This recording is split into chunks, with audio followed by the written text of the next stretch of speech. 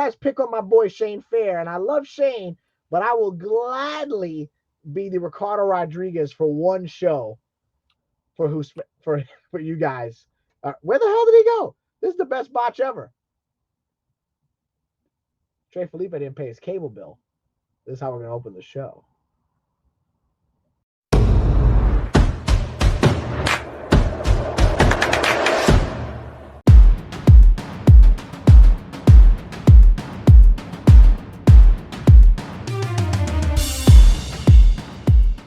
It's always interesting when I have someone on the program that I've known for a long time, especially specifically since the beginning of their training and their start. And I know them well enough, and I'm very casual with them, and we laugh, we joke. I've called some of their matches. I've been asked, like, hey, man, no, it's you calling the match tonight, and I have a great rapport and a relationship with them. But I don't know them that well. There's gaps in between. We might have missed each other during hot streaks and things like that. So there's going to be a lot of catch up and a lot of come up in this specific conversation. Because here's somebody that as soon as I saw them, I said, not for nothing, it might not be right away, but when it comes, he's got as much a chance as anybody. Great look, great physique, and willing to take risks. And perhaps the center of the conversation, the word potential, which we're going to harp on a little bit. Of course, I'm talking about my guest this week. The following conversation is scheduled for one fall. My guest, the freshly Trey Felipe. Trey, thanks for coming on. Thank you for having me, bro. Been a while. I've been wanting to get on here for a while. So I know, and you made it happen, and I love that you did. We did some rain checks, and we got it together. I've always been drawn to because you've always been so nice and so wonderful. Plus, you have really hot friends. No, but here's the thing, right? I've known you since the beginning. I think when I first met you, you were just about to have your first match. You were a little under 6 months in to your training. You are, in fact, trained by ECPW, Gina Caruso, Lake Hiawatha, yes? Yes. I think we met when I was going to when Ace was still a school on Wednesdays and stuff because I was going to ECPW and then Ace Wednesdays. Yeah, that over at the old Wallington building. And I know that pretty much right around when I met you, you were gearing up for that first match. Yep. So before I get to that, because I realized you had the first match, kind of sort of didn't see you after that, but then you were pretty much in the weeds at that point. You were like, well, that's it. Now I'm a wrestler. Not that you stopped training, but it wasn't like you waited a while for the second one. No. You have a unique build because you're considered an ectomorph, but you're very toned, you're very lean. You've always been in great condition, but you've gotten in better condition the 10 years that I've known you, or 8 years, give or take. How did you take to your wrestling training? Because you have the height, but muscle-wise, the old vets will say, oh, you gotta eat more steak and potatoes, kid. How did you take to your training? Did you find it as painful as you imagined? Because that's a part of your journey that I didn't get to ever talk to you about. Well, first of all, ectomorph, I'm not sure what that means. So if you're already throwing big words at me, all right, I'm going to take it as disrespect. A skinnier dude. No, hold on. No, I'm just kidding. A skinnier dude. No, I'm just kidding. So the interesting thing about that is my training was always it always varied different styles because a lot of my training all came from different sports that I did or just different personal training or different kinds of training that I did. So like not many people know this, but before I started wrestling, I was like 250. I was heavy because I played D-line in college. Oh, so really? I didn't know that. Yeah, so I played baseball mostly my whole life. My senior year of high school, I decided to give football a try, and then was a lineman both sides, and then I got recruited to William Patterson from there. So all the talk was you gotta get bigger because college is different, this and this. So I was just lifting. So I was just like this unit of just and a lot of indie wrestlers of the last like 15 years, some of which have made it to television from New Jersey, went to Willie Pat. Yeah. Whether they finished or not. You finished. Yeah. I'm in my last year currently because that puts you smarter than everybody else. I'm down for that. Yeah. But so I did that I finished out that first season, but then I realized I didn't have that same passion for football that I did for. Are you still there? Yeah, I'm still here. I just put it on you. For football, then than I did for like baseball or anything like that. I mean, like I liked them, but the schedule with football was nuts. It was wake up at the ass crack of dawn all the way to the till at night, and Yeah. it just when you're doing something you're not really passionate about, it can be super draining. So I stopped to that, and then that's when I think our good friend Kyle Angus was telling Of me course, I about love Kyle. we live in the same town. He was I asked him a question about like because I saw him post about wrestling. I was like, "How'd you get into wrestling?" Because I was always a fan. Yeah. So after I stopped playing football, I was like, I need to do something athletic, and I never knew how these people ended up on my TV. So I was just like, I thought they were just picking them out of like schools or whatever it is, like as in like colleges, but I never knew anything about ECPW, Damian Adams, Ace, like none of these like training schools. I had no idea about like how to get into it. So Yeah. he got me into that, and I realized that well, shit, my cardio wasn't the best when it came to wrestling because I Right. was You had highly because you had a different cardio. exactly. Yeah, it was all about strength and like just running straight and all that stuff, but not like getting thrown down on the ground, getting back up, running these ropes, jumping off the top. Like that cardio wasn't there. So I dropped a bunch of weight and then got into uh like calisthenics and running more and going for distance, speed, and all that kind of stuff. So I have always heard that like to eat the steak and potatoes and all that, but it's never they never shied me away from what I wanted, what I am now, only because like I don't want anything to affect my how I can move in that ring and I was whatnot. gonna So say, how considering your repertoire, your move set, your application, I can't imagine. Not that you can't do it at 250, but I can't imagine you being the same type of wrestler, right, versatile. I mean, you're a high flyer base, but you're extremely versatile because I've seen you do the power moves too that you're implementing more and more and more. But at right. the 250, you probably would have been lower to the ground and squattier, right? Right. It's almost like you had I could get maybe to 250, 240, with all muscle stuff like that. But the way that I was that 250 wasn't ideal for what I do now because Sure. like I said, I move around a lot and I'm a little bit heavier than I was when I first started. I'm not sure if you remember when you first met me. I was a twig. I was like 190 something like that. Maybe even less than that. No, Now I'm about I think that's it because 205. I think you were 190 when I met you. Yeah, and now I fluctuate from like 205, 210, and I'm shooting up from there, but I'm doing it at a different pace and doing it so that I still keep my speed and keep my agility and all that. So that's just the only different implications. I had a trainer. Now when you were the 190, was that how could I put this? Was that just because you were so into the fact of I want to be a wrestler, I want to do this, that you weren't willing to sculpt your body then the way you do now? Because sometimes when you're in, sometimes 10 years later you're the version of yourself you always want to be, Mhm. right? And did you not realize that obviously then, because the idea is you're so in it that you're like, I just want to do it, not realizing that you could look better, train more, have less matches to train, but train more to get smoother and more fluid and stuff.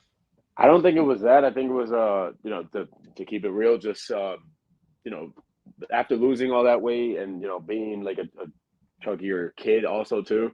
I think I was just always so afraid to like maybe like gain the weight and then gain it negatively because a lot of body dysmorphia and stuff, especially in this business. But, it goes around, gets in your head, and Sure. like everyone always says, like you're in great shape, this and that, and it'll be a day that I'm like I look like shit, like and Yeah. and it's like so I think I was just so afraid of like starting to like build, eat more, build more muscle and stuff like that, and then come off like I'm gaining weight in a negative way again. So I Yeah. think it was just more of I know more now because, like I said, I mean, I trained with different coaches with baseball, different coaches with amateur wrestling, different coaches with football. I had a personal trainer for a while with that does calisthenics, kind of CrossFit, kind of like uh, weight training and all that stuff. But it was all like I think I've taken like a little bit of each of those things and kind of implemented a training regimen that I kind of works for me now. So I just know a lot more than I did when I Yeah. first started. Yeah, So and I that think I think in terms of like building your body, not bodybuilding, but building your own individual body, it takes right, time. It's a craft, and nobody knows your body more than you. So if you come out and do somebody else's workout, that's the other bad thing about wrestling too. Guys are like, "Oh, why aren't you lifting this? Or why aren't you lifting that?" Like, right, bro, that's your workout. I might be able to do it, but my recovery may suffer. You Right. know, my muscle may react horribly or intuitively. You know, so I Yeah, like the and fact that's that another thing. I mean, like I'm like I get that a lot too, where it's like we got to be lifting more weights because we can carry each other. I'm not out here dropping anyone or like not being able to pick anyone up. I'm deceptively strong. It's yes, just it yes, just comes off like because of my because like the if 30% of my workouts is or 40% is weightlifting, that other 60 is all cardio stuff. So like it's right, very it's a balance where it's like yeah, you guys may be able to pick up heavier people stuff like that, but I could go longer and then at the end of the match not have anyone feel like they can't trust anything because I'm gassed or something like that. Like the tank yeah. is completely And this is different such than an old timer thing to say, but doesn't it?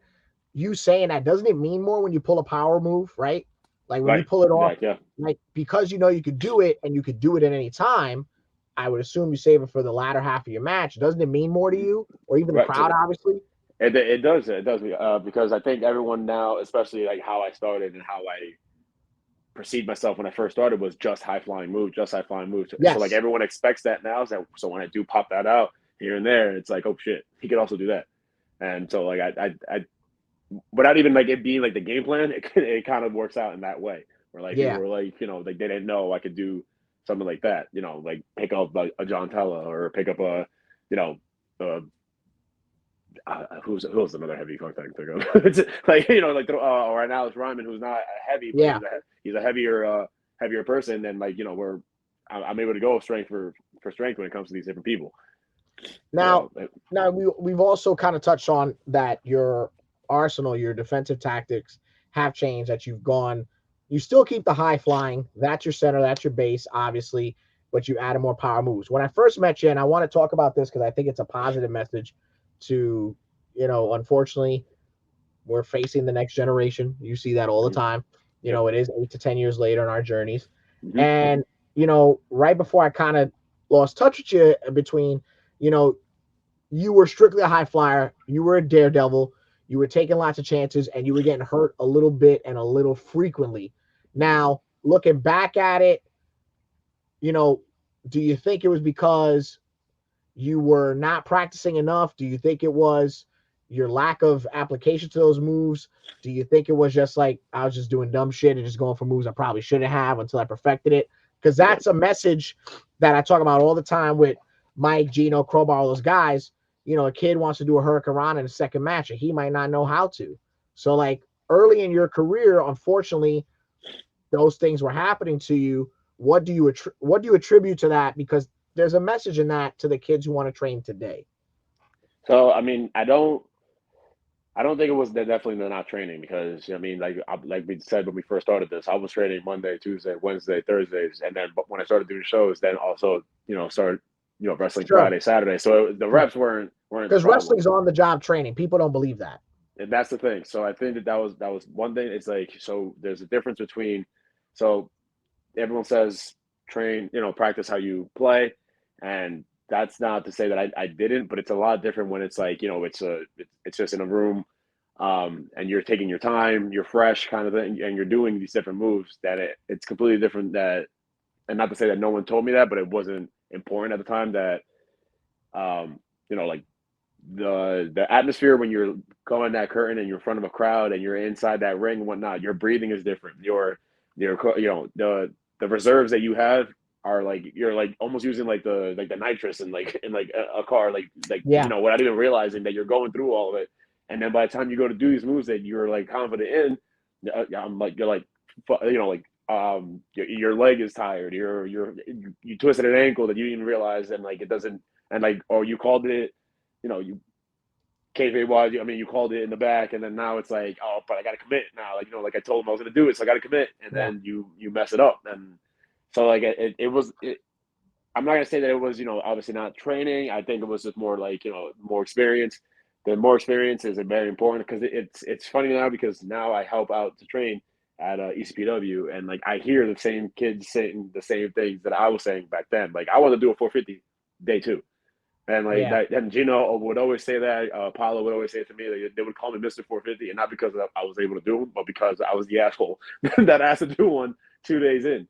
So Yeah. like now I'm hearing all these kids say like I want to do this, I want to do that, and whatnot, and I'm like, how about you learn how to do this first and this first and this first? And I'm like, damn, like now I'm that guy. But it was all just like experience stuff. Like it's more like now I know that I know how to kind of reserve my energy, reserve my strength, reserve my the nitrous in a way to Yeah. like to do it when I need to do it and do it confidently. And like now I'm also not taking as many risks because I know that there's other important aspects in order to connect with the crowd, in order to connect with even you guys when you're doing commentary and whatnot. If I'm doing a million moves back to back to back, you guys don't even have time to put anything over. So Right. like, so that's another thing, like let things settle, let the crowd, kind of get behind you before I do these different things, and then it all came from this experience, and like, it's all. I never want to tell anyone don't do different things if you can, because I always said that I felt like that was always coming from the veterans that like can't do it, so they're like, oh no, like you shouldn't do But you that. know what I else went too, out there.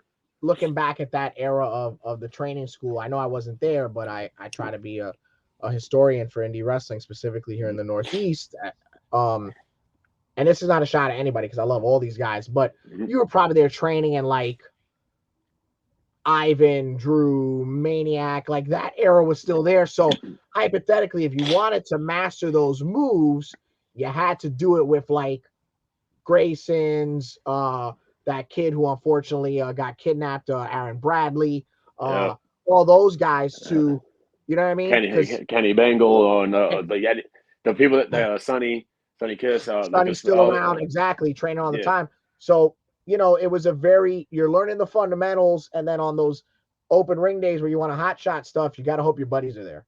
Yeah, exactly right. That's exactly it, because it was almost like and it's not to like you said, like bash anyone or anything like that, because I don't want to take anything that anyone said to me as like it was in a negative way, Sure. because at the time I was taking it that way, like, yo, he's just trying to hold me back, like let me just do what I got to do. But now looking back at it, it's like there's a lot of things that made sense, a lot of things that it still seems to me like I was like, all right, but relax, like even now I wouldn't tell like another kid that, but Yeah. there's other things where like, and now it clicks, it makes sense, and it was, but those taking those chances and all that stuff, that because even like, and like Gino trained me, and like I love Gino, but like there's a lot of things that like I probably wouldn't have gotten away with if my first couple matches weren't with Aaron Bradley, weren't with John Tella, weren't with like That's very, very true. That's they very, were. very true. So like that, now that he saw me do it and then saw me do it, it makes sense, and like all this, then he eased back a little more. Now when you get those other veterans that come in, pop in here and there, and they're just there to help, and they're just seeing it for just that day, not seeing like, oh no, like he's been training, psychology, this, that for Yeah. these days. They just have an hour to like, do whatever, like, fuck around and see what they can do and all that stuff. They're just walking into that 1 hour and they're like, what the hell are you guys doing? And this, and this. And like, you would take it back then as like, like let me live. Like because just because I can pull it off and you can't, and like that's how like Right. And my then that's mentality. that's the thing. Automatically, you're like, oh, you think I can't do it? So you're already like, fuck you, I'm gonna do it. Right, Not exactly. even knowing that it's They're not just worth it walked. at the moment. Yeah, yeah. It's not worth it at the moment, or it's not, or I put it in the wrong spot, or they just walked in. I'm like, me on the top rope, 450, and they're like, what? But why did you do that? And missed like the whole match or something like that. You know what I mean? Like Yeah. you just never know anyone else's perception. I So think that's why a lot of the kids from that era, just about a year before you came along, wanted to work Ace, because at Ace, and yeah, this is not a knock at anybody or any school, but the matches that they felt like they weren't having somewhere else, or that they wanted to have or could have, they would do at Ace, and right. they would be satisfied or fulfilled in a different way that they weren't at other places. Not saying that that's the best strategy either, because if you're gonna do dumb shit, you're gonna do dumb shit. You know Yeah, what I mean? But we were fulfilling that era of kids, and I think we did a pretty good job of that at the Wallington building. yeah. One I of mean, the, yeah, and I agree with that, because honestly, at first that was one of the pitching points to start going to A's. Not because anything against it. Like I said, I didn't know. I mean, like, even when I was at EGW, that's the only school I knew. So when I'm hearing about Ace, oh, why would right, we go there? Because a lot of them are going there trying different things. The ropes are different, the ring's different. Like, and it's like, oh, like we get a little open ring and no one's in there telling us not to do whatever. Meanwhile, Yeah, I mean, we went in there. We still had people. We had people like Donovan, uh, TJ Marconi, and stuff like that were also there helping us, and also they're saying like, "Why would you do that there?" And that's like, it's just what experience. We were all naive and just like trying to do what we can to what we're seeing on TV without sure. realizing there is a process to get to those spots and Yeah. those things. One of the things that I've loved and I want to touch on is I feel as if I started with ECBW at the literally at the end of 2020. Mhm. Um, and one of the things that I've loved is seeing your confidence grow. I hadn't seen you in ages. The pandemic came. I wasn't working many places. A lot of places weren't running yet. And then Right, by the end of 2020, Gino was doing, like half capacity shows, whatever it was. right. And then I got to get reacquainted with you, Bangle, of course, Prince, all the guys. Hmm. And then I got to meet Pittman, Tella, that whole Yeah, um, era of people that came in with him too. So one of the things that I've loved is that before you were kind of just tights, you were just Trey Felipe, but you've developed the freshly, hmm, good looking kid, extremely accompanied on social media at the time, yep. kind of a party boy type of deal to it. How did you kind of say to yourself, all right, I need to get an extension of me in my presentation? You knew that maybe me as a person might not be a hit, but what I'm doing right now ain't it. And even with like the baseball cap and the jersey, in its simplicity, that was so effective for you presentation wise. Yeah, yeah. And then you started getting hype at your entrance. Like it wasn't like you were, as I think it's Taker that says it, you weren't playing the wrestler, you were starting to be the wrestler. Where did that decision come from? Because just right after that, by I think it was spring of 2020, you were the light heavyweight champion or the TV champion, I believe. TV, yeah. So that's an interesting point. I mean, yeah, not fun too if you want. But so the thing was right before the pandemic happened, I was still Tony Rush. That's So right. so that was that came. Tony Rush was the thing that was me playing the wrestler, and the reason why that happened was because I was always so afraid of doing something wrong. And so, like at first, when came into ECW, I knew of like the flows, who were like the Spanish guys, the kid, Yeah. with the Puerto Rican, and Merengue Warrior and all that stuff. I knew I was Hispanic, and obviously, and like that was the thing. But I didn't want to be the stereo. Like I'm not saying that they are, but I didn't want to be put into that, you No, you know, don't want to be pigeonholed. I get it. pigeonholed into that. And like so that was like even me making my first name, instead of Anthony, it was Tony. And then my last name, instead of using Felipe, I used Rush. And that was just me trying to like kind of like, all right, let me show people that I'm not just a good Hispanic wrestler or something like that. Like let me show them that I'm a Hispanic wrestler. And that was Would that you was would one you thing. label that your creative character era? Yeah, exactly. That's exactly what it would Yeah, because be. I feel like we go through that. Our generation goes through that. Like Right. I swear this is the name, the look, the this and that, and it's Yep. just it's just teenage or adolescent you projecting what you thought was the best wrestler in the world. Right, and even getting tights, I pushed that off for a while because I was also like I didn't want to be come out and then people were talking about my tights or talking about the trunks, and then uh, was trying to make me come out in trunks because I was a good looking kid or had a good body. But like I was like I didn't want to go in the trunks. I never wanted to be the guy that came out in his underwear. And anyone that Got came you. anyway that does it. But that was like I always wanted to stay away from that. So that was another thing. So in these different things that I'm trying to like avoid, I was also like almost like putting myself into a hole. Like just like I was actually like going against the potential and stuff that we talk about now. So interestingly enough, at one point I started training at Team Adams, Damian Adams. And when I got there and he was asking me all these different things, like, like, what's your character? Like, what's the name? This, that, whatever. He was just like, that, I mean, doesn't really make sense. It doesn't like come off. I just met you and like, it doesn't come off as like, that's you. And then we started brainstorming because I had an ROH trial coming up. And he's Mhm. like, there has to be something that like, you know, sets you apart. And I'm like, what did you want to be before you became, Tony Rush? And I was like, I just wanted to be me. I mean, I always heard, Stone Cold and The Rock say like, the best wrestlers are themselves just turned up. So that's where I Which is started, coming up with the name change. And I wanted to do like, the loser leaves town from ECW, in ACW, I had the devastating injury that took me out as Tony Rush and all that stuff. So when I came back, I was going to be Trey Felipe. Now the timing of it was nuts because like I was doing all these things, and it was like January, February, March. I was building all these different things and like cutting off Tony Rush here, and then the pandemic happened. So now like Tony Rush is like dead because like you had a whole year and stuff of of us not having shows and all that kind of stuff.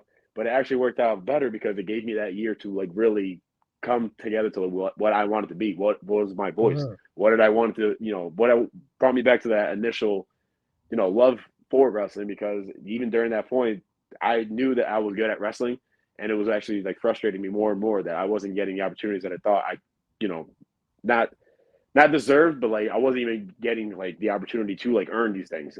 I felt, and I was like, "What is it? What is it?" And like at one point, I had to like sit down and be like, "All right, I'm either gonna come back from the pandemic like and quit and be done, or I'm gonna come back and put my pedal to the metal, all gas, no brakes." And that's where the Freshly started coming from. That's where Trey Felipe came from. And then, when I came back, I wanted to come back as just me. I'm like, if I can't connect with the people as just me, then there's a whole different dynamic. A Tony Rush is like, all right, so the character wasn't working, the name Right. wasn't working, the presentation wasn't working. But if I come back as myself and then like it doesn't work, then I'm like, at least I can say I tried it, and I gave it a shot. And that's where that's where that came from. And then like so slowly as the Tony chance started to disappearing, and the Trace chance started happening, and like not just like the couple chance of like the pity party of like, all right, this guy's like getting his ass kicked, let's give him a Tony. Yeah. Like no, like you've been there. Like Trey is like, no, like it's like the fans have connected with and resonated with that. So like the more the confidence that they were giving me, the more confidence I was gaining, and that's where that kind of like started building and building and building. So like now it's like now I know it's just me. Like no matter what, like even a lot of my entrances aren't the same because I don't have a set entrance. I just feel out what's gonna Yeah. happen. I feel out the crowd and all that. Whether I'm a heel or a face, sometimes they're kind of the same because I mean I'm just being myself. So whatever story I'm playing to is the main goal, but the character and all that stuff, it's just me, and Yeah, and that was where I that goal got to came from. see I got to see that trajectory literally as it started, not Mm-hmm. knowing that that literally is where it started. Um, I got to see that, and obviously it was working, and it wasn't a slow build, but I got to see it pay off. I Right, got to see it pay off every month, and then eventually doing the spot shows, it was catching on everywhere because when you work ECBW, you're at Keensburg, Lake Hopatcong, you're here, you're there. So there's something about it, like not just at the home base. right. It's working everywhere. Kind of like, well, you tried out the house shows, and you were trying it out as much as you can, and it was a home run. Right. Do you think that? Not saying that you weren't getting booked as much as Tony Rush, because you're gonna have the answer to that.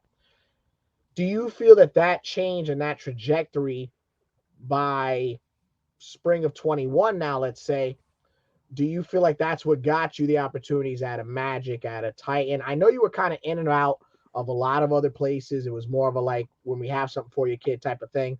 But do Yep, you think yep. because you banked on the freshly that got you more solid work? Yes, 100%. Because now even like when people are able to ask me like, what does a fresh athlete mean? I'm like the freshest athlete in the game. Whether it comes to in your girls' DMs, whether it comes to my shoes, whether it comes to my hair, I'm the freshest athlete that you got out there. I'm the fresh breath that you need on your show. So I'm able to Sure. answer that now and like have that confidence and have like if it's a we don't have anything right now thing, I'm not even taking it as a no anymore. I'm taking it as a not right now. And at first, like there was a lot of, like you said, there was a lot of ins and outs. I was in and out of Ace. I was in and out of Magic. I had little stints of like different things and opportunities that I was going, and it was like, all right, well, he's just a really good wrestler. But there was no like really like more value behind that. Like anyone could be a good wrestler, but what else can they what else can we do with you? It's almost like what else can we do with you, kid? Let's bring you Mhm. in for a scramble and do a little, you know, be the human highlight reel you are and all that kind of stuff. To come in and do and do like these cool spots and all that. So Right. now it's like now it and honestly like again it was frustrating at the time, but now I like that's why I always say like success is a journey, not a place because like how it all happened, it makes sense. I am confident in myself now. Like now, it's like no, I Right. know if you give me Right. one shot, I'm gonna show out. There's not Yeah. like a whole like oh I wonder if I'm doing what they want me to do. No, I'm gonna show out. So now I've been a mainstay at Magic. When Ace, it comes back, we do talk about it, whether I can make it or not. Like we have conversations whether if you want to book me or not. Like it's not like before where it was like maybe I'll show up and hopefully someone doesn't show up to the show. Yeah. Same thing. I went to the Monster Factory. They and Danny Cage like loved me. Gone to Titan, been a mainstay at Titan, mainstay at Invictus. Like it's just it's a whole different thing because now I feel like people see a value in me. Like the only thing that now it's just more like which direction do we want him to go? Do we think that he's more of a douchebag, or do we think he's just a really confident athlete? Right. And it's like Because like I could be anything you want.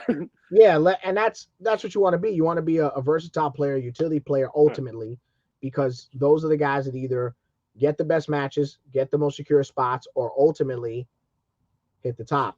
Now, Right. it hasn't come out yet. I don't want to spoil anything, but I know that you and Rob Williams, my buddy on the bcpplus.com, talked about the word potential and how it's always been associated with you. And it has, and it's always going to be. With that being said, here's my argument to potential in wrestling. And you could even point to, this is an indie based podcast, but let's just use a Drew McIntyre, right? Right. The problem with potential is, do you feel as if somebody sees the Drew McIntyre now that's about to headline WrestleMania 10 years ago? Sometimes I feel like in wrestling, they're not willing to wait for that journey because it's not going to happen overnight. I don't care who you Right. are. I think the only guy to a degree that it happened so rapidly and quickly is Randy Orton, in my opinion, right? Because he kind of was literally from rip, minus a brief stint with the injuries and stuff, from rip put in a marquee position. Let's leave it at that. But I feel like sometimes our trainers, our promoters, they see so much in us, and 9 times out of 10, when we get to that point, they were right all along. But it is a journey. Potential is a journey. We have to achieve that. And whether we listen to everything you tell us or not, it is a journey. Yes, no, indifferent? Yeah. I no 100% agree. And even with the people that you given the example too, because those are a lot of people that I have studied up. Like meanwhile, like studied up as in story wise and stuff. I mean, obviously Randy Orton, like you're gonna study up, because he's one of the greatest. But like a Drew McIntyre and stuff, like because even Randy Orton at first, they wanted him as a face.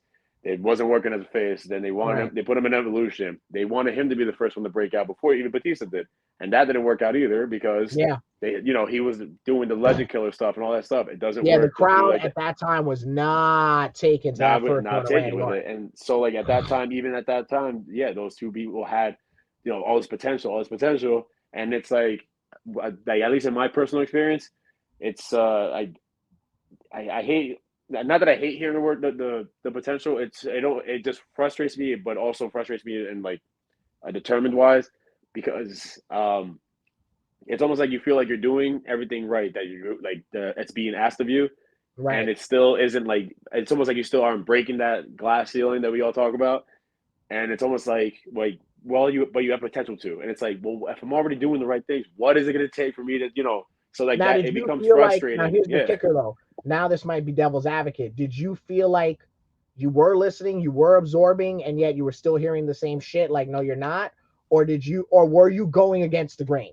No, and I think, and that's what I was saying. That's what I was just explaining when it came to Tony Rush. I wasn't listening to. I mean, I was listening, and then also like being like, but I don't need that. I don't need this, and I don't need that. Instead of absorbing the information and then taking, like, if it's a 2 sentence advice or whatever it is, taking the first sentence and like resonate and like actually like dig deep into like what it is someone was trying to say, instead of it being like, well, I don't agree with that.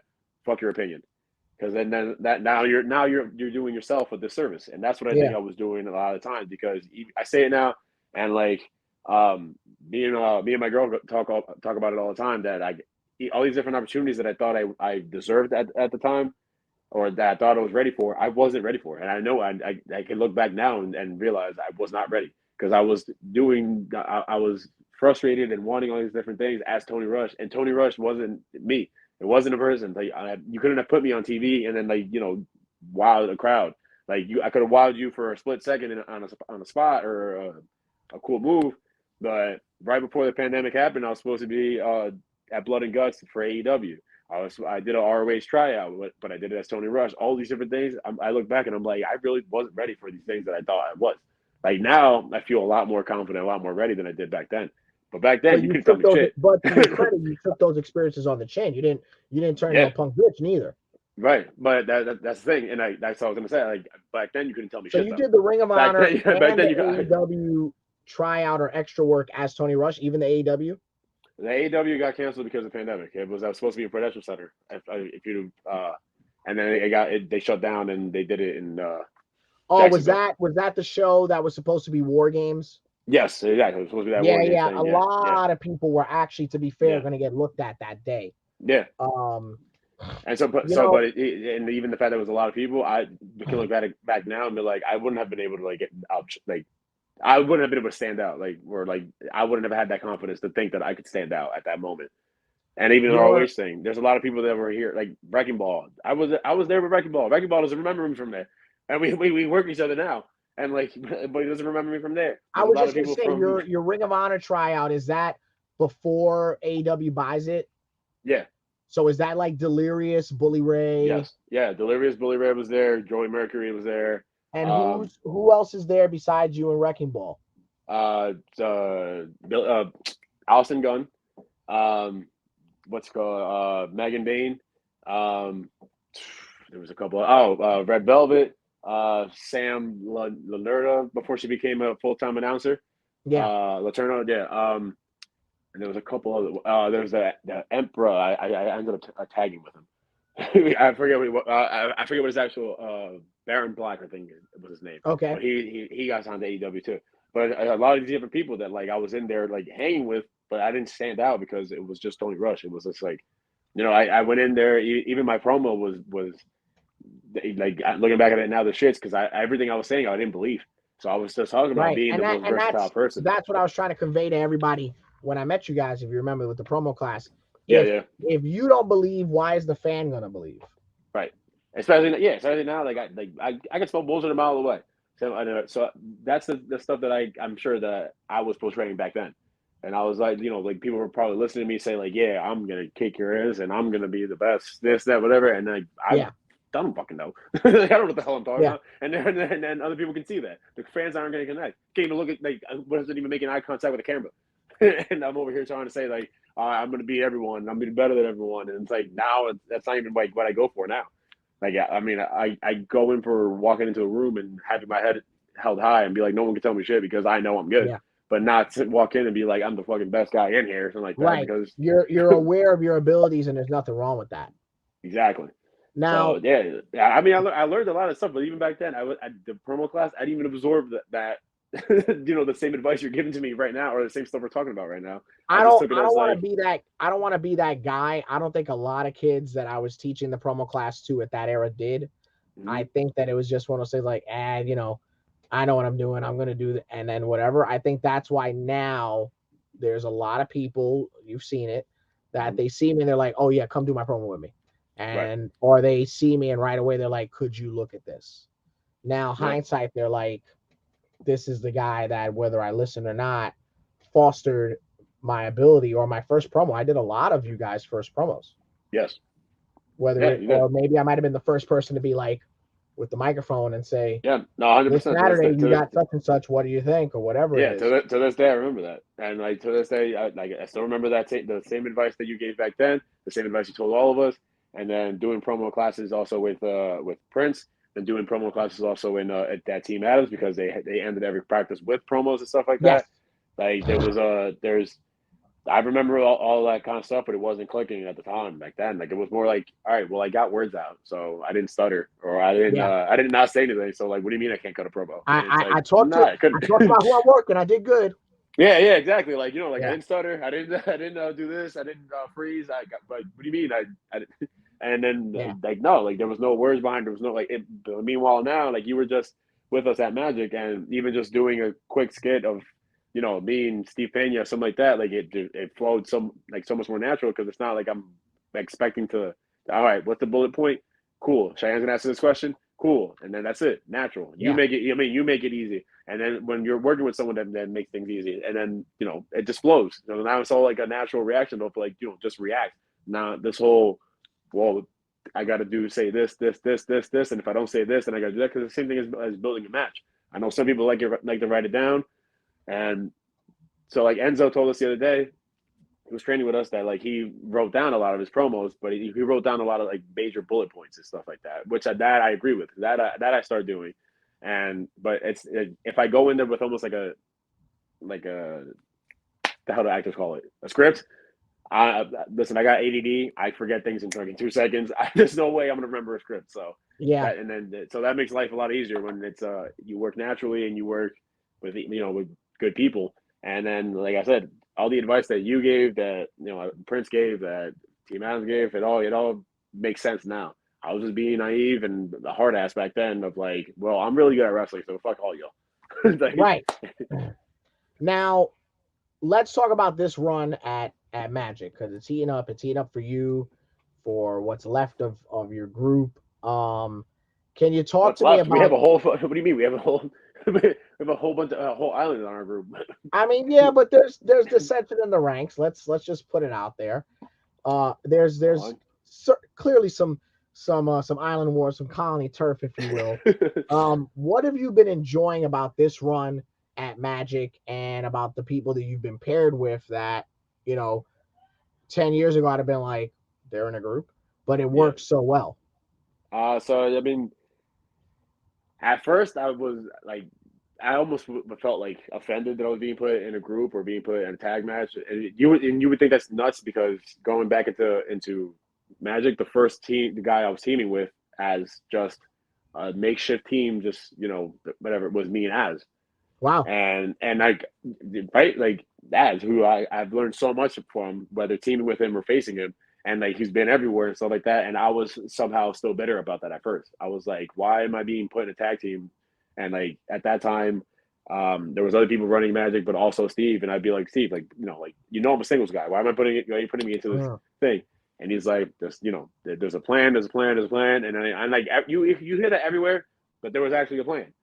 And then like like Donovan, who was, it was his idea, his brainchild, and then he didn't even, like, I wasn't even one of his first picks to be in the group. He didn't even know Spanish. Oh wow. As soon as Az is the one that told him like we should put Felipe, like we should put someone that we know is good, but it's not really known because at the time they already had Donovan, Az, and Steve Pena. Steve Pena was on the up and up already, but he's made his name in New York and stuff. Mike Donovan's been around, and Nasrill's been around, and it was all about trying to get more opportunities. And they were like, let's do it. But then Donovan, like I didn't know that until like a year in, but I wasn't one of his first people to pick, and he didn't know because he didn't even know I spoke Spanish. The first thing he said to me was like, "Say something to me in Spanish." I was like, "What?" Like, and it was like it was wild. That is so like, him. Yeah, it was. He's like, prove it. I was like, what the hell? What do you want me to say? What do you want me to do? Order dinner? Like, yeah, exactly. Yeah, exactly. Like, what do you say to that? Like, it's like even if we're talking right now, and I'm like, tell me something in English. Who is that? Like, who has something that's off the cusp? Like, yeah. And then, so at first it was like, and then I also wasn't a heel yet. I'd never been heel, so it was also a heel group. And I was like, even like the first day of me saying, like, I kept telling guys, I'm like, what am I supposed to do? Like when you start attacking, we turned on TJ Crawford. He's like, what am I supposed to do? And I'm like, am I supposed to stand there? Am I supposed to like cheer you on? He's like, I'm gonna yell at you, feel it out, and go with your gut. We just started putting the boots of this man, and it just felt natural. And so at that point, it just felt natural, felt cool. And I was like, now I can be a douche and a dick to these two fans, and not it be a bad thing because as a babyface, sometimes it's a little hard because like some of these fans freaking deserve it. they're a little red bucks out there. So it just became natural. Sebastian, I didn't even know he's gonna be a part of the group. We had faced each other at Ace the month right before he became part of the group, and that was another thing. But like Sebastian, me like that's one of my guys. Like we're cool with each other. But he was another one that was like, I didn't know you were Dominican. I would have been trying to get you like everywhere. He's like, I would have tried to be getting you everywhere. I would have had you in first class if I knew you were fucking Dominican. And I'm like, well, I just never, like, you know what I mean? Like, I just don't, like, I don't know what you want me to do. Like, I'm supposed to like have a plantain like, hanging out in my pocket all the time. I Like, know, I know. like, Like like, what am I supposed to be doing? I love Sebastian, but from 3 miles away, you know he's Dominican. Not everybody's Yeah, like that. yeah, not everyone's like that. Like, listen, like, I have real life cousins that I'm like, yeah, no, he's just Dominican like that. Like, and I'm like I'm not one. Like, but yeah. So then like I missed one show. Johnny Santos got put in because I missed the show. But Right. family stuff happened. But then like Santos is like so that also, underrated, man. and yeah, he's so underrated, he's so good, and but he meshed so well. So we're all so like and JC Storm also they were like, yeah, we're putting in a girl. I was like, what? Like, all right, sounds great. And then yeah, we put her in, and everything just all messed. We were all fine. The stuff is, that we've been as a faction for 3 years now. Yeah. We've won every belt at Magic. We've done all this, and like at this point, Steve Pena wants to break out. Donovan's been hurt for a year. He just came back. Az wants to, but has been doing his own thing, chasing Vinny Pacifico and the Junior Heavyweight Championship, which hasn't been announced yet. But keep it on the hush and hush. There's a 3-way. There was going to be a 3-way for Magic next month. Vinny Pacifico, Asriel, and Brandon Downey, and your boy just got added in. Oh wow. So that's going to add another thing for the dissension that you're talking about. Right. But the same stuff I was telling Rob, and you'll see it when it comes out. It's like he was asking me about like my Roman and like how like you had Sami Zayn, the Jay, and all that stuff. How like that was like that peak. My Roman isn't a one person. My Roman is like, almost like the Empire. It's like all of them. I've never had a one-on-one with Donovan. I've never had that's right. a one-on-one with Santos. I've never had a one-on-one with Pena. I've only faced Sebastian one time at Ace, and he got the better of me. I'm still a little salty about that. If well, I don't think he's ever going to be a part of it, but the wannabe Jared Diaz, if he ever makes it in, I've never had a one-on-one with him either. Asriel, we've had a bunch of matches, and like it's been it's 2 for 2 right now. So I mean, that's another person. Those are like that. I consider us to be the best of the best when it comes to that Magic. How am I going to test myself if I don't go against my own family, my own brothers? And I'm just tired of all the cheating and all that stuff, because at first it was about getting opportunities. We're getting these opportunities. Let's do it the right way. Some of us aren't agreeing. Some of us are. Pena's yelling at me every other month. Sebastian and Santos are yelling at me, because I didn't take the chair last month. Asriel's mad at me because I didn't give him a chair last month. But it's like we're all so good that we don't need all this stuff. So why are we still trying to do the same old bullshit that we've been doing? So it's not, a dissension in a way. I'm just trying to I believe in myself now, and I believe that I can be the breakout out of the group. Not to say that not everyone is also all good and whatnot, but it's almost full circle, because at first I wasn't even one of the first picks. They wanted someone literally that was good, but wasn't really known and had something to prove. And now I feel like this is my time in order to be that person to prove that why I was in the group, why I'm someone that should be a marquee guy. So the group itself, and also we just have too many freaking Hispanics in the freaking thing, too many goddamn Dominicans, because we have way too many egos, way too much con, way too much plata. Like we got way too much shit going on, and like I think at one point it was gonna happen. It's like going to a family party on New Year's or whatever, and like the first hour everyone's is doing great and whatnot, and by the third hour you're asking your aunt why you're on your third divorce right now, and in case this gets to Steve off, I don't want the credit. But if this ever happens, at risk of hurting people's feelings, I want to call the match. Hear me out. If you guys ever break up, you should do it at a December show, and it should be a free for all with all of you guys, a multi-man, and you should call it the Noche Buena Street Fight. Oh shit! And all of you guys is pretty much no holds barred, first pin to the finish. And it could be Sebastian come springboard off the top forearm. He's got plantains taped to his forearms. You can come with Donovan could come with the bala coquito that he didn't pay for. I'm telling you, it could be the most entertaining street fight in the history of Magic. I don't want the credit, Steve. You know what? Actually, let's add that. Let's add that, and then like not just one thing on a poll 4 corners, 4 poles, and all have different. One has plantains, the other one has Yes. presidente, the other one has Yes. coquito, and the other one. All weapons are legal once you grab them. But we gotta grab them. Yep. Yeah, yeah. And then instead of and the kendo sticks should be taped green for plantains. Yep, you're a genius. And we gotta have we get all those white people out of the fucking commentary booth. We get you, we get Pete, we get some flavor back there. And then I'm just saying, I don't even want an entrance. I'll just come in. That's it. No, that's it. Nah, we need that. We need the that. Noche Buena street fight. Like I said, I don't want credit. I just want to call it. No. But if and hopefully when that happens, we can't have it without you calling it. Thank you. And also, I'm going to vouch for you right now and say, Steve, we need more Cheyenne at Magic. Oh, it worked out phenomenally having there. We have to have him back there. So there, you're good. You're that, all right. But I got to give you the political answer. You're not going to like it. I got to say it meant a lot to me to work Magic because I've known everybody for the longest. I admire Steve so much. I'm actually going to talk to him this week for the show. But again, because I'm trained by a promoter, a booker, I get it. Samira is the girl back there for the backstage announcer. She kills it. She's awesome. And Magic has its voice. Magic has its commentary team. Plus, my man Rob Williams, BCP Plus, he comes in and facilitates when one of those guys can't make it. And I understand that. I can't just come and, first of all, I'm not the guy to take anybody's job or take anybody's spot. If somebody is no longer available or willing to do it or whatever the case may be, that's a different conversation. But I can't just come on in there. When Samira's not available for backstage interviews, you're missing the whole point of these sponsors needles. Fuck all that. You should be taking someone's spot. But the thing is that we also need more team back there.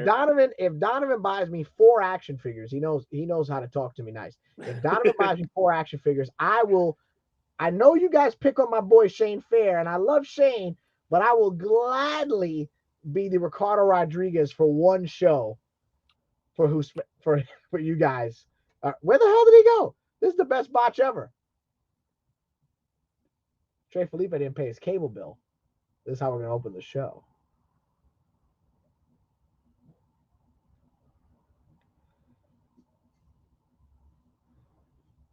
Oh, I think he's coming back now.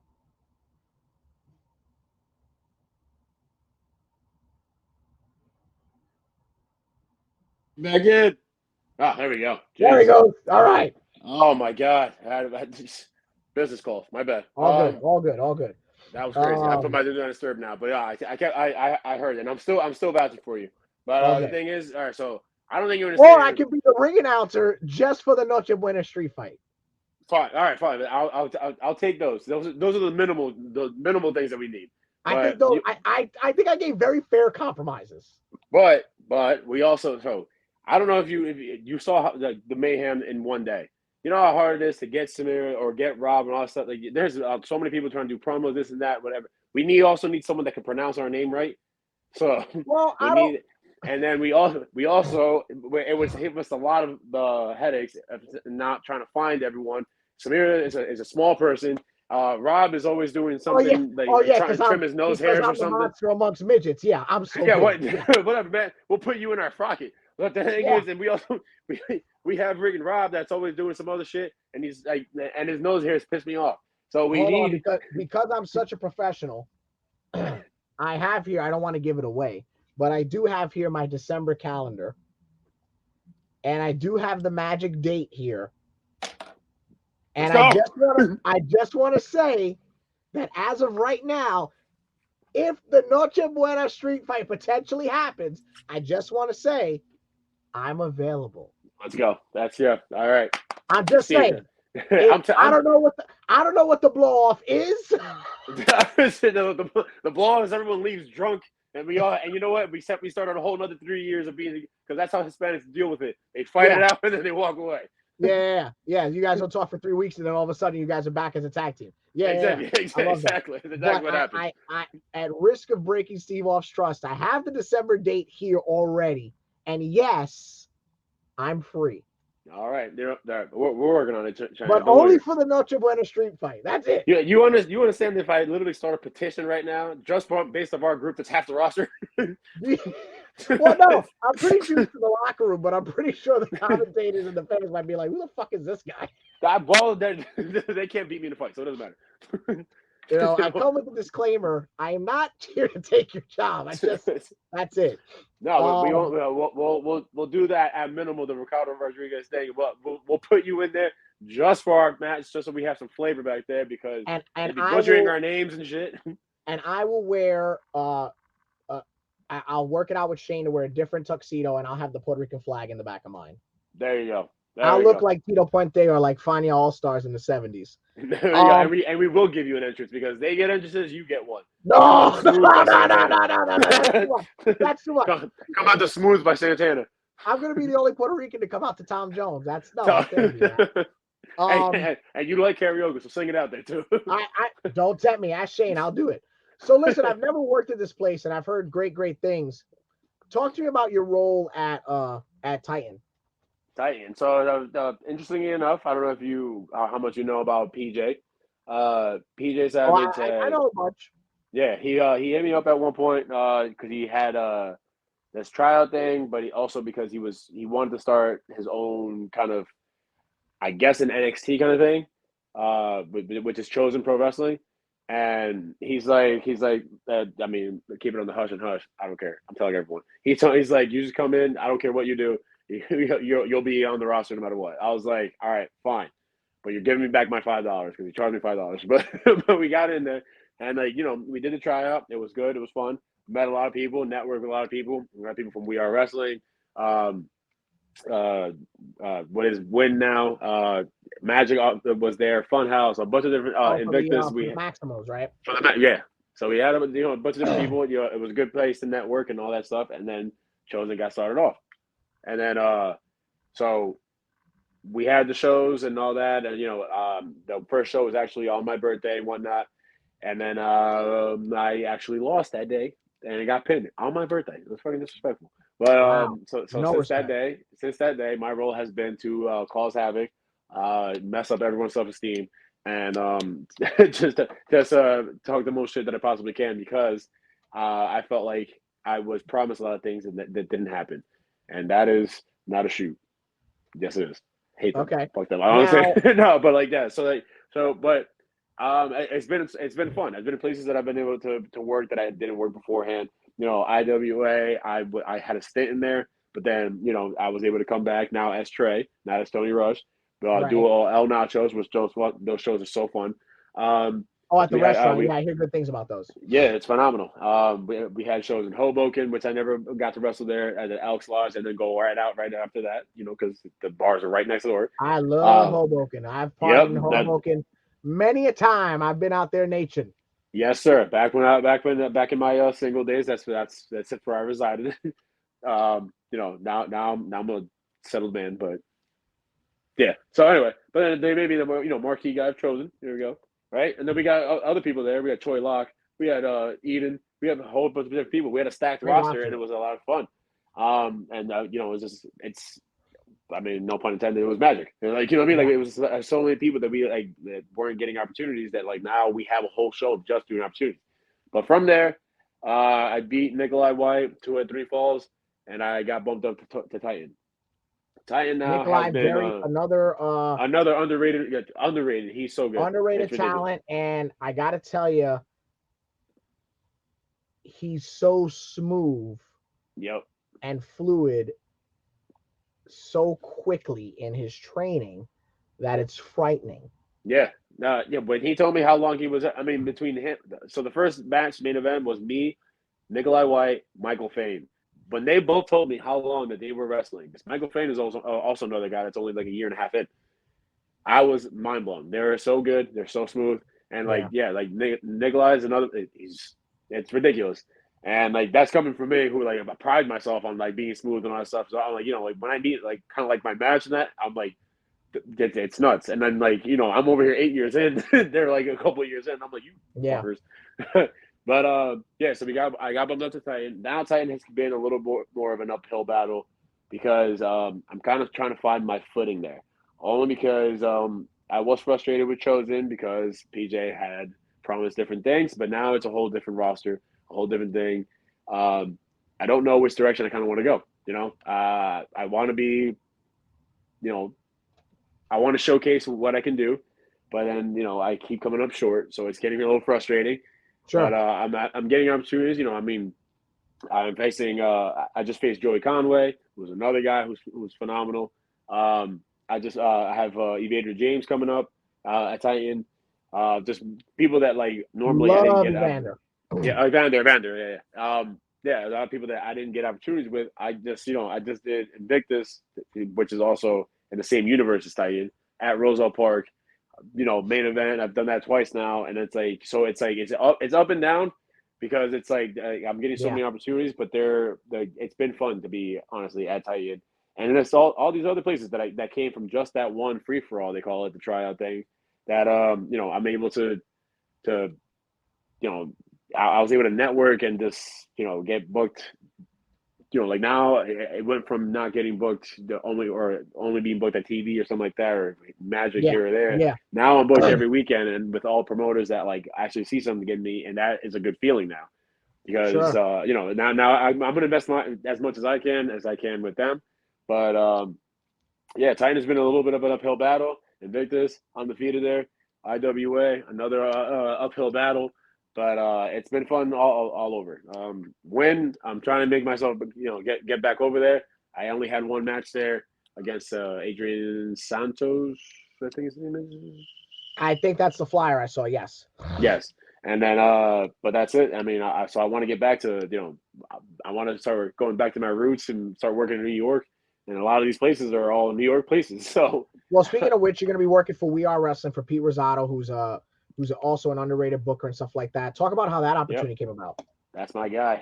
So actually, that conversation first started happening when we were doing our first Hoboken show, and that was when he was first talking about this whole Conco versus Pegao thing.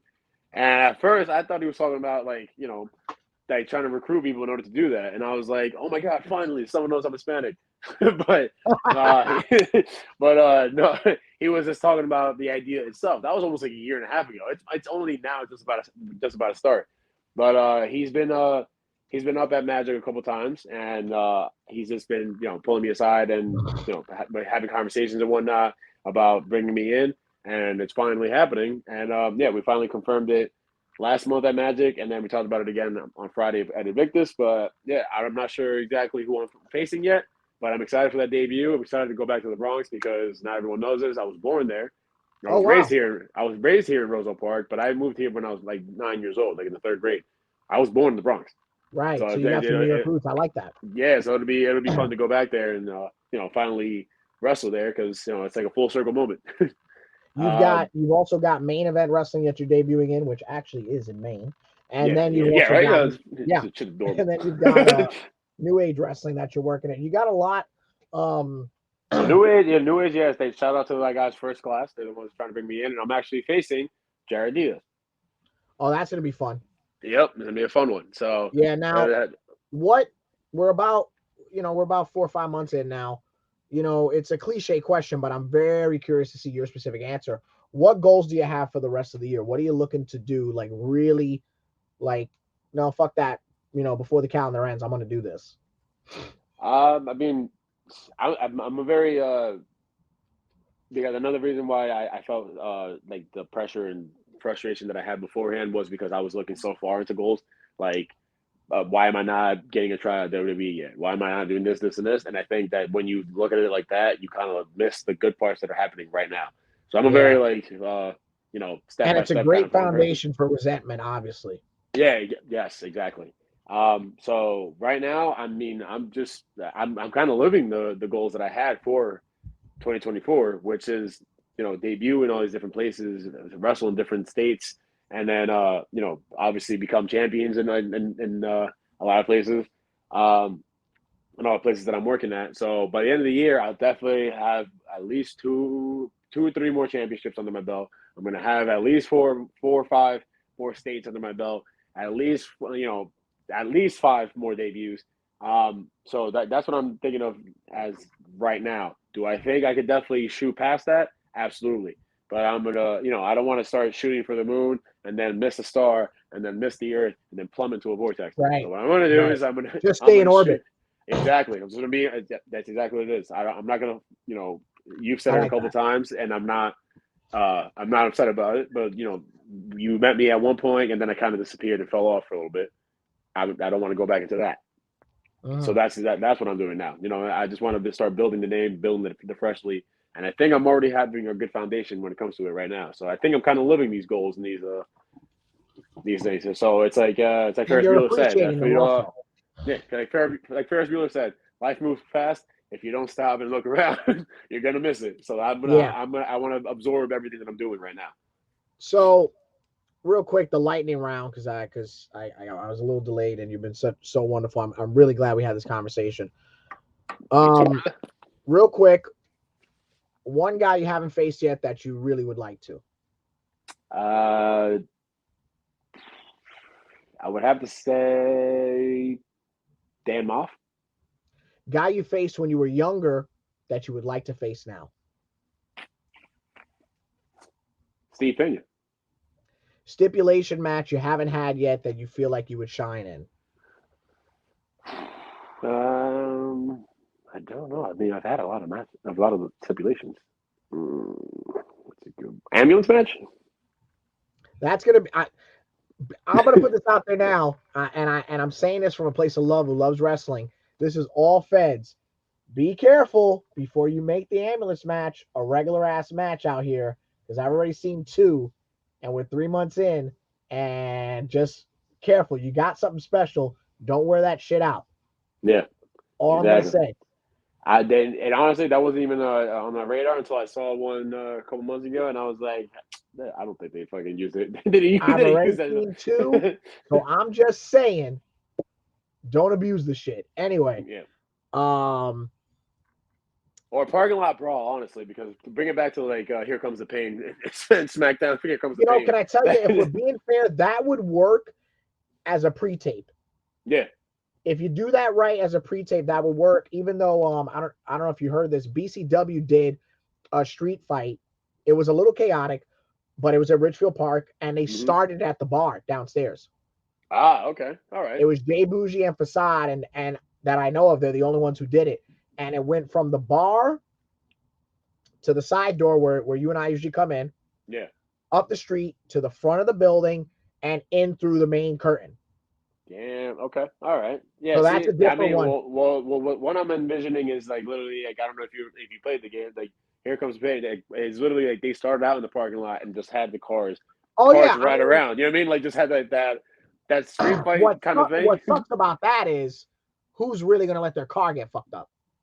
Well, that's why it's a dream one, right? Yeah, yeah, yeah. It's a good point. I mean, if you do it at the right junkyard, I guess, but it's a pre-tape Yeah. either way.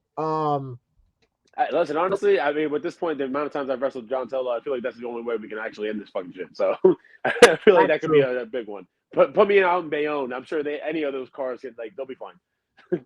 Also, you could in a couple weeks for TV, you could play this clip for him. You could tell him, oh, it's about an hour in. Tell her either take a shit in that fuzzy hat over there, or you got no balls. He'll know. He'll know what I that already means. know exactly what you're talking about. Yeah, yeah. I already know exactly what you're talking about. Yeah, And yeah. honestly, I'm gonna tell him that, and then I'm gonna be like, no balls, and he'll do it. I promise you. Yeah, yeah. That'll be a message. I got in trouble tonight, right? Yep. So promotion you really want to work for anywhere in the country? Anywhere in the country. I mean, do you mean like one of the TV ones or like No, an just indie fed.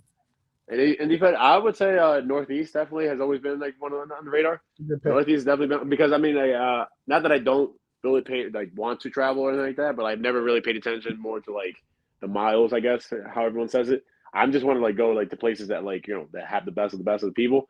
And I feel Sure. like either like in a Northeast, a Hog, or places that like pop up and stuff that I see and like I definitely would want to do those because I just see like the best people end up there. So Best venue or setting you ever worked in?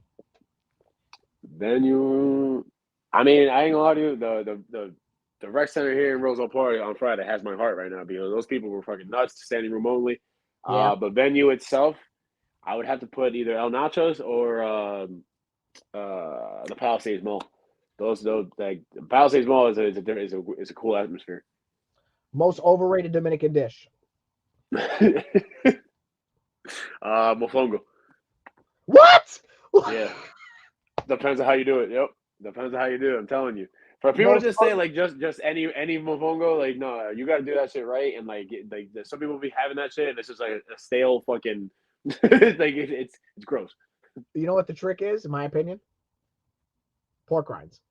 There you see, all right, exactly. So you know what you're talking about. So if you, That's the so trick. You gotta yeah, like you're not everybody makes Guedo good, so you can't always make it with pork. yeah, And sometimes we're looking for that crunch, so that's a substitute. My opinion. yeah, yeah. No, I agree. Most underrated Dominican dish. Honestly, I always feel like mango it doesn't get enough. But the sweet plantain mango, golden.